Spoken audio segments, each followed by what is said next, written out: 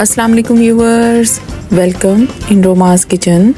घर में मौजूद हो चिकन और खाने को दिल चाह रहा हो कुछ भी क्रिस्पी और चटपटा, तो बनाइए चिकन पकोड़ा।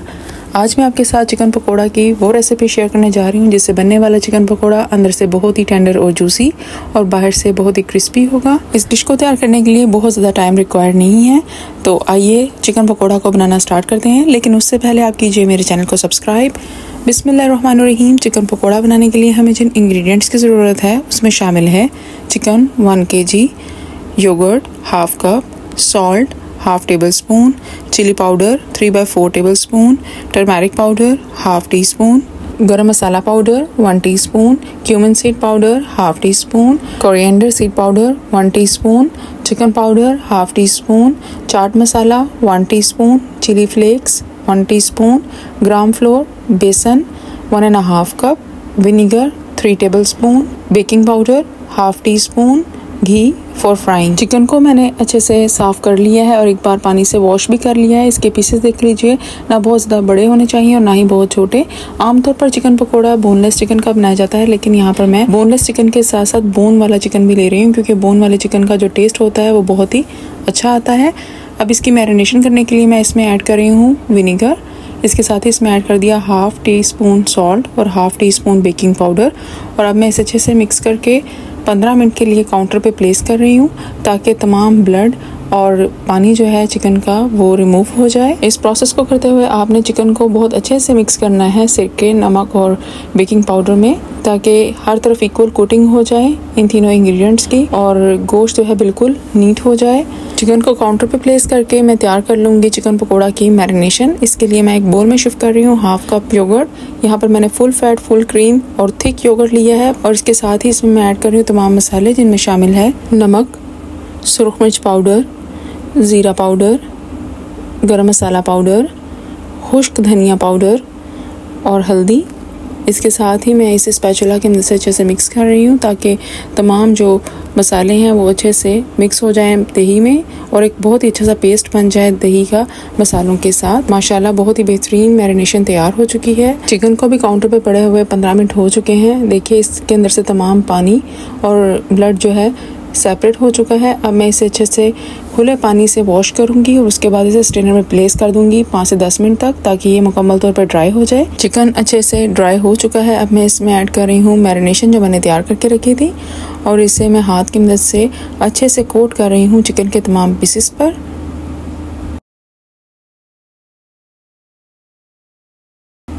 तो यहाँ पर दही वाला जो मिक्सचर है, मैरिनेशन है, वो अच्छे से कोट हो चुकी है चिकन पर। इसे जस्ट 10 to 15 मिनट्स के लिए मैं काउंटर पे प्लेस करूँगी, ताकि तमाम मसाले और दही अच्छे से रच जाए चिकन में। चिकन को मैरिनेट किए हुए 15 मिनट हो चुके हैं। अब मैं इसे स्टीम दूंगी प्रेशर कुकर में और इसके लिए मैंने देखिए तमाम चिकन को शिफ्ट कर दिया है प्रेशर कुकर में, लेकिन मैंने इसमें बिल्कुल भी पानी का एडिशन नहीं किया, क्योंकि चिकन का अपना पानी और दही का पानी जो है वो काफ़ी होगा स्टीम के प्रोसेस के लिए। और चिकन को हमने 90% तक पकाना है। चिकन को 8 से 9 मिनट तक मैं पकाऊंगी। जैसे ही विस्लिंग स्टार्ट होगी प्रेशर कुकर की, जब तक चिकन स्टीम हो रहा है तब तक मैं तैयार कर लूँगी बेसन का बैटर कोटिंग के लिए चिकन की। इसके लिए मैंने एक बोल में शिफ्ट कर दिया है 1.5 कप बेसन और बेसन को मैंने 2 टाइम स्ट्रेन कर लिया था। और इसके साथ ही मैं इसमें तमाम मसाले ऐड कर रही हूँ, जिनमें शामिल है नमक, दरदरी मिर्च, चिकन पाउडर और चाट मसाला।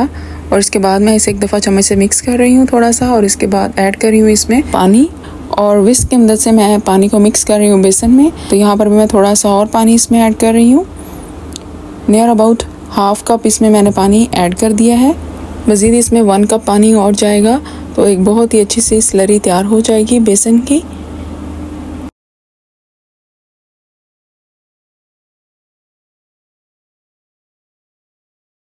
बेसन के इस पेस्ट में मैं अब ऐड कर रही हूँ turmeric powder half tea spoon. ये जस्ट मैं कलर के लिए इसमें ऐड कर रही हूँ, आप चाहें तो इसमें फूड कलर का भी एडिशन कर सकते हैं। अब इसे मैं लास्ट टाइम मिक्स करके आपको इसकी कंसिस्टेंसी भी चेक कराती हूँ।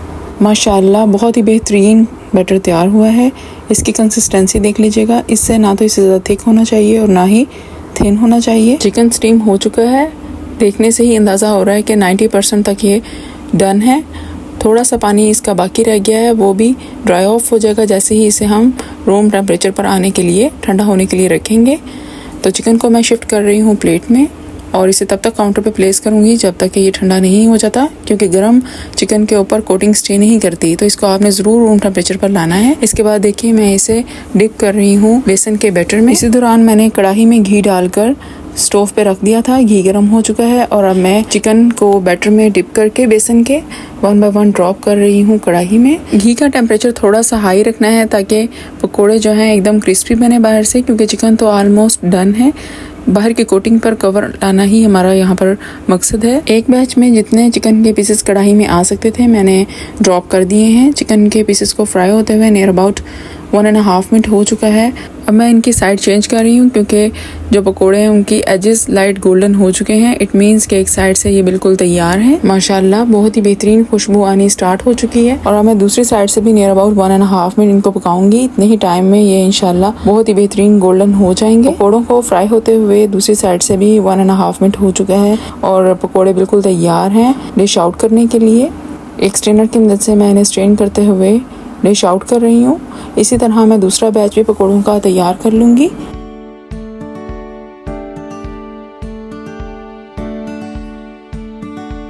लीजिए व्यूअर्स, देखिए फाइनल प्रेजेंटेशन गर्मा गर्म क्रिस्पी एंड चटपटे चिकन पकोड़ा की। इन्हें मैंने सर्व किया है केचप के साथ। आप चाहें तो इन्हें सब्ज चटनी वाले रायते या फिर इमली की चटनी के साथ भी सर्व कर सकते हैं। एक पीस देखिए मैं इसका आपको तोड़कर भी दिखा रही हूँ। माशाल्लाह बहुत ही बेहतरीन चिकन पकोड़ा तैयार हुआ है। अंदर से बहुत ही टेंडर और जूसी और बाहर से बहुत ही क्रिस्पी है। और बाहर की कोटिंग देखिए ना बहुत ज़्यादा थिन है और ना ही बहुत थिक है, क्योंकि अगर कोटिंग बहुत मोटी हो तो भी चिकन पकोड़ा अच्छा नहीं लगता खाने में। अब मैं इसे केचप में डिप करके आपको खा कर बताती हूँ कि कैसा बना है चिकन पकोड़ा। माशाल्लाह बहुत ही बेहतरीन तैयार हुआ है चिकन पकोड़ा। आप भी इस रेसिपी को ज़रूर ट्राई कीजिएगा। इंशाल्लाह ये रेसिपी आपको बहुत पसंद आएगी। रेसिपी अच्छी लगे तो वीडियो को लाइक भी कीजिएगा और फ्रेंड्स और फैमिली मेम्बर्स के साथ शेयर कीजिएगा। चैनल को सब्सक्राइब कीजिएगा। अपना बहुत सारा ख्याल रखिएगा। मुझे दुआओं में याद रखिएगा। शुक्रिया।